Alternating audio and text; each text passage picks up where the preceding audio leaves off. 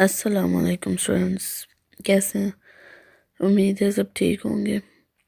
Students, last time हमने जो पढ़ा था वो हमारा टॉपिक था सेल मेम्ब्रेन, जो कि हमने पढ़ा था कि सेल की जो है वो बाहर वाली कवरिंग होती है। अब हम आहिस्ता आहिस्ता जो है वो सेल के अंदर की तरफ बढ़ेंगे और ऑर्गेनेलिज के बारे में हमने बात की थी कि साइटोप्लाज्म और उसके ऑर्गेनेलिज जो हैं वो सेल में मौजूद होते हैं। तो आज हम पहले ऑर्गेनेली के बारे में पढ़ने जा रहे हैं, जो कि हमारा न्यूक्लियस है। तो सबसे पहले न्यूक्लियस का इंट्रोडक्शन करवाने से पहले आपको ये बता दूं कि ये बिल्कुल जो है सेल का, जिस तरह हम कहते हैं कि दिमाग होता है, बिल्कुल जैसे हमारी पूरी बॉडी को कंट्रोल करने के लिए हमारा ब्रेन वर्क कर रहा होता है, यानी कि हमारी पूरी बॉडी को कंट्रोल करता है। बॉडी में किस वक्त कहाँ जो है वो कौन सा काम होना है वो हमारा दिमाग जो है वो हमें बता रहा होता है। ठीक है, कब किस बाजू ने हरकत करनी है, टांग ने मूव करना है नहीं करना, आगे की तरफ मूव करना है या पीछे की तरफ मूव करना है, या हमने आंखें झपकनी है नहीं झपकनी, यानी कि हमारी बॉडी में जो कुछ भी हो रहा है वो सारा का सारा हमारा दिमाग जो है वो कंट्रोल कर रहा होता है। तो सेल के अंदर जो कुछ हो रहा है वो कौन कंट्रोल करेगा? वो उसका न्यूक्लियस कंट्रोल करेगा। बेसिकली हम न्यूक्लियस को सेल का कंट्रोल सेंटर भी कहते हैं। ठीक है, कि सेल के अंदर जितने भी काम हो रहे हैं वो सारे के सारे जो हैं वो काम उसका न्यूक्लियस करवाएगा। यानी कौन सी चीज़ जो है वो सेल के अंदर बननी है, कौन सी नहीं बननी, कौन सी टूटनी है, कौन सी चीज़ बाहर भेजनी है, किस चीज़ को अंदर मंगवाना है, वो सारे के सारे जो है वो उसका न्यूक्लियस ही बताएगा। तो सबसे पहले जो है वो न्यूक्लियस की डेफिनेशन हम पढ़ लेते हैं कि न्यूक्लियस असल में है क्या। डेफिनेशन है जो nucleus is a double membrane organelle which contains the genetic material and other instructions required for cellular process. Nucleus जो है वो एक डबल मेम्ब्रेन में बंद ऑर्गेनेली है, जिसके अंदर क्या होता है, एक तो हमारा जेनेटिक मटेरियल होता है। जेनेटिक मटेरियल यानी कि विरासती मादा, जिसको हम क्या कहते हैं, डीएनए भी कहते हैं, डीऑक्सी राइबोन्यूक्लिक एसिड। और उस डीएनए के ऊपर जो है वो क्या होती हैं, इंस्ट्रक्शंस होती हैं, हदायत होती हैं, जो कि हमारे पूरे सेल के लिए या हमारी बॉडी के लिए जो है वो मौजूद होती हैं। तो यहाँ पर इसकी डायग्राम है न्यूक्लियस की, जो सेल न्यूक्लियस है। देखिए यहाँ पर उसने थोड़ा सा कट करके जो है वो हमें दिखाया हुआ। तो इसकी मेम्ब्रेन जो है वो डबल होती है, यानी कि डबल कवरिंग में जो है वो बंद होता है। इसको थोड़ा सा क्लोज करके देखेंगे कि यहाँ पर एक तो इसकी मेम्ब्रेन जो है वो डबल है, दूसरा यहाँ पर इसके अंदर इसकी मेम्ब्रेन में आपको सुराख जो है वो नज़र आ रहे हैं, छोटे छोटे। इन सुराखों को जो है वो हम न्यूक्लियर पोर्स कहते हैं। पोर मतलब ये देखें, न्यूक्लियर पोर इसको हम कहते हैं, पोर सुराख को कहा जाता है। ठीक है, और न्यूक्लियस के अंदर कौन सी चीज़ मौजूद है, यहाँ पर लेबलिंग चेक करें जी, ये न्यूक्लियोलस है। उसके बाद यहाँ पर ये ऊपर क्रोमाटिन है, और जो चीज़ इसके अंदर वाटरी मटेरियल है, यानी कि पानी सा जो मादा है, उसको हम न्यूक्लियोप्लाज्म कहते हैं। ठीक है, और न्यूक्लियर एनविलॉप, एनविलॉप जो है ये हम इसकी कवरिंग को ही कहेंगे, बाहर वाली कवरिंग जो कि डबल होती है। इसके अलावा ये राइबोसोम्स हैं। ये राइबोसोम्स क्या हैं जी? राइबोसोम्स जो सेल के अंदर प्रोटीन बननी होती है ना, वो प्रोटीन कौन बनवाते हैं? वो प्रोटीन यही राइबोसोम्स जो हैं वो बनवा रहे होते हैं। और वो राइबोसोम्स बनते कहाँ पर हैं? वो यहीं पर न्यूक्लियस के अंदर बनते हैं। ठीक है, तो ये डायग्राम है, इसको समझ लें अच्छी तरह से। उसके बाद है कि ये न्यूक्लियस जो है वो मौजूद कहाँ पर होता है, इसकी प्रेजेंस कहाँ पर है। तो यहाँ पर है कि in animal cell it is present in the centre. जानवर के सेल में तो जाहिर सी बात है, अभी हमने ये डायग्राम में देख भी लिया, और पीछे भी हम डायग्राम्स देखते रहे हैं, जिसमें हम सेल की डायग्राम देखते रहे हैं, जिसमें हमने ये देखा था कि न्यूक्लियस जो है वो बिल्कुल सेंटर में मौजूद होता है एनिमल के सेल में। जबकि जो प्लांट सेल होते हैं ना, उनमें क्या होता है, उनमें क्योंकि पौधों ने पानी बहुत ज़्यादा जज़्ब करना होता है, जिसकी वजह से क्या होता है, उनका वैक्यूल, लार्ज वैक्यूल जो है वो मौजूद होता है। तो वो वैक्यूल क्या करता है कि वो जब उसमें पानी भरता है तो वो वैक्यूल साइज़ में बड़ा हो जाता है। जब वो बड़ा हो जाता है तो वो न्यूक्लियस को पुश कर देता है टू अ साइड, एक साइड पर जो है वो न्यूक्लियस जो होता है पौधे का, जो सेल के अंदर होता है, वो बेचारा एक साइड पे जाकर जो है वो लग जाता है। ठीक है, तो ये पोजीशन है कि एनिमल के सेल में सेंटर में, और जबकि प्लांट के सेल में ये लार्ज वैक्यूल की प्रेजेंस की वजह से it is pushed to a side, ये एक साइड में जो है वो मौजूद होता है। अब है यहाँ पर a nucleus is bounded by a double membrane known as nuclear envelope। ठीक है, ये बात मैंने आपको पहले ही बता दी है कि जो न्यूक्लियस होता है ना, वो एक डबल मेम्ब्रेन में बंद होता है, जिसको हम क्या कहते हैं, उसको हम न्यूक्लियर एनविलॉप कहते हैं। ठीक है, और एक बात और भी मैंने आपको बता दी है कि न्यूक्लियर एनविलॉप जो होता है, जो न्यूक्लियस का कवर होता है, एक तो वो डबल मेम्ब्रेन होता है जिसको हम न्यूक्लियर एनविलॉप कहते हैं, और दूसरा उस डबल कवर के अंदर बहुत सारे सुराख होते हैं, पोर्स होते हैं। A nuclear envelope contains many small pores that make it semi-permeable membrane। ठीक है, जो कि उसको क्या बनाते हैं, सेमी परमिएबल मेम्ब्रेन बनाते हैं। यानी कि जैसे हमने पढ़ा था कि सेल मेम्ब्रेन जो है वो एक सेमी परमिएबल मेम्ब्रेन है, जो कुछ चीज़ों को अंदर आने की इजाज़त देती है, कुछ को रोक लेती है। बिल्कुल इसी तरह जो न्यूक्लियर एनविलोप है वो भी सेमी परमिएबल ही होता है। ठीक है, कुछ चीज़ों को, जो चीज़ें उसको चाहिए उनको वो अंदर आने देगा, जो नहीं चाहिए उनको वो नहीं आने देगा। ठीक है, तो पोर्स होते हैं, और पोर्स की वजह से ये मेम्ब्रेन जो है वो क्या होती है, सेमी परमिएबल मेम्ब्रेन होती है। ठीक है जी, अब न्यूक्लियर एनविलॉप तो हमने पढ़ लिया कि डबल होता है, डबल मेम्ब्रेन वाला होता है। अब उस न्यूक्लियर एनविलॉप के अंदर क्या है, अंदर क्या है, ग्रैन्युलर फ्लूइड होता है।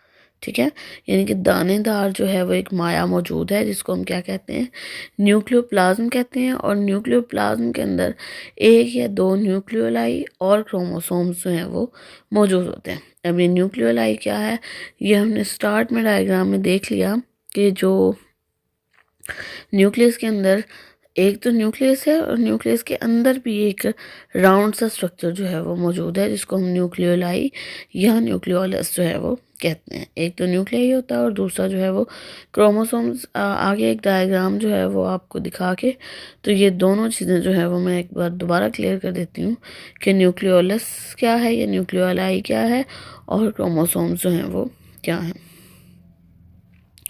न्यूक्लियोलस की डेफिनेशन यहाँ पर आ गई है कि it is a dark spot.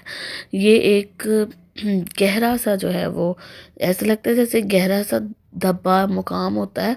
And the site where ribosomal RNA are formed and assembled as ribosome. देखें जी, राइबोसोम की बात हमने पीछे की थी डायग्राम में, उससे छोटे छोटे दाने जो है वो हमें दिखाए हुए थे, जिनको हमने कहा था ये क्या है, ये राइबोसोम्स हैं। तो यहाँ पर कह रहा है कि राइबोसोम्स बन कहाँ पर रहे हैं, एग्जैक्टली जो इनके बनने की जगह है वो न्यूक्लियोलस है। ये बात याद रखिएगा, एमसीक्यूज में ये बात बहुत बहुत ज़्यादा पूछी जाती है कि जो राइबोसोम्स हैं वो बनते कहाँ पर हैं। तो राइबोसोम्स जो हैं वो न्यूक्लियोलस में बनते हैं। ठीक है, सबसे पहले जो है वो राइबोसोमल आरएनए बनता है। ठीक है, और राइबोसोमल आरएनए के ऊपर जो है वो हदायत मौजूद होती हैं राइबोसोम्स बनाने के लिए। ठीक है, तो वो राइबोसोम्स बनता है, और फिर वहाँ पर राइबोसोमल आरएनए बनता है, और फिर वो वहाँ पर राइबोसोम्स को भी बनवाता है। ठीक है, अब क्रोमोसोम्स क्या हैं जी, chromosomes are visible during cell division. Chromosomes जो हैं ये सिर्फ हमें उस वक्त नज़र आते हैं जब हमारा सेल जो है वो डिवाइड हो रहा होता है। ठीक है, सेल डिवीजन के दौरान। जबकि नॉन डिवाइडिंग फेज में क्या होता है, they are present in the form of threads and are called chromatin. ठीक है, क्रोमोसोम्स धागे होते हैं, डीएनए के बेसिकली जो है वो धागे होते हैं, और ये सिर्फ डीएनए क्योंकि धागों की शक्ल में होता है ना, तो वो धागे जब लिपट कर एक ख़ास शक्ल इख्तियार कर लेते हैं। यहाँ पर एक डायग्राम ये देखें जी, ये आपको न्यूक्लियोलस नज़र आ रहा है यहाँ पर, ठीक है। न्यूक्लियोलस के बाद ये साइडों पर ये जो ब्लू कलर में धागे धागे से नज़र आ रहे हैं, ये क्या है, ये क्रोमाटिन है या डीएनए इसको कह लें, ठीक है। यानी कि बिखरे हुए धागे हैं, और ये जब बिखरे हुए धागे एक ख़ास शक्ल इख्तियार कर लेते हैं इस तरह से, तो हम इनको क्या कह देते हैं, इनको हम क्रोमोसोम्स कह देते हैं। और ये क्रोमोसोम्स जो हैं ये सिर्फ हमें तब नज़र आते हैं जब एक सेल जो है वो डिवाइडिंग फेज में, यानी कि जब एक सेल ने तकसीम होना होता है, तो उस वक्त ये डीएनए जो होता है वो धागों की शक्ल इख्तियार कर लेता है, जिनको हम क्या कहते हैं, क्रोमोसोम्स कहते हैं। और डीएनए क्या है, डीएनए मैंने शुरू में आपको बता दिया कि डीएनए हमारा विरासती मादा है जो कि न्यूक्लियस के अंदर जो है वो मौजूद होता है।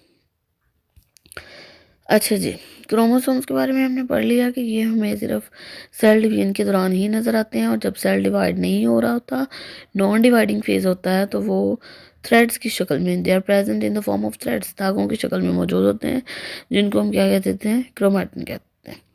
अब क्रोमोसोम्स जो हैं वो बने किस चीज़ से होते हैं, हम क्रोमोसोम्स भी कह सकते हैं, हम डीएनए भी कह सकते हैं, दोनों की कंपोजिशन जो है वो सेम है, ठीक है।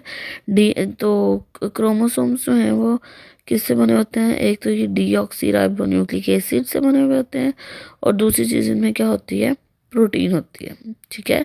दो चीज़ों से बने होते हैं क्रोमोसोम्स, एक तो डीऑक्सीराइबोन्यूक्लिक एसिड यानी कि डीएनए, और दूसरी चीज़ जो है वो उसके अंदर क्या होती है, प्रोटीन होती है। हाँ, इसको जो है ये मैंने थोड़ा सा फ्लो शीट की फॉर्म में जो है वो ज़ाहिर कर दिया। ये एग्ज़ाम में भी आप इस तरह से जो है वो किया करें कि कोई भी चीज़ हो जिसको आप फ़्लो शीट की शक्ल में ज़ाहिर कर सकते हैं, उसको मार्कर के साथ थोड़ा सा जो है वो हाईलाइट करके तो उसको जो है वो शो करवाया करें। क्यों? क्योंकि इससे जो है वो एग्ज़ामिनर को आसानी होती है आपका पेपर चेक करने में। उसे आपका पूरा टॉपिक जो है वो पढ़ना नहीं पड़ता, उसे जस्ट आपकी फ़्लो शीट डायग्राम जो आपने थोड़ी बनाई होती है उसे वही देखकर आइडिया हो जाता है कि जो स्टूडेंट है वो कितना जो है वो उसको लेसन समझ में आया हुआ है या उसकी कितनी तैयारी है, ठीक है। तो ख़ुद से जो है वो थोड़ी थोड़ी डायग्राम्स भी ऐड किया करें, और जो फ्लो शीट्स हैं वो भी बनाया करें, ताकि एग्ज़ामिनर जो है वो आपका पेपर इजीली चेक कर सके और उसको पता हो कि बच्चे की ये तैयारी जो है वो हुई हुई है, और वो आपको पूरे मार्क्स जो है वो दे सके। इससे जो है वो इम्पैक्ट भी जो है वो बहुत अच्छा पड़ता है आपके एग्ज़ामिनर पर, ठीक है। और पेपर जो है वो भी देखने में अच्छा लगता है कि मतलब ऐसा लगता है कि जैसे बच्चे ने जो है वो पढ़ के और तैयारी करके जो है वो पेपर दिया हुआ, ठीक है। ये डायग्राम ये मैंने आपको बता दी है, ठीक है। दोबारा से एक दफ़ा देख लें, न्यूक्लियस की डायग्राम है, ठीक है। इसके अंदर जो वाटरी मटेरियल है उसको हम न्यूक्लियोप्लाज्म कहते हैं, ठीक है। उसके बाद इसका जो न्यूक्लियर एनवेलप है वो डबल मेम्ब्रेन है, उसके अंदर छोटे छोटे सुराख होते हैं, उन सुराखों को हम न्यूक्लियर पोर्स कहते हैं, ठीक है।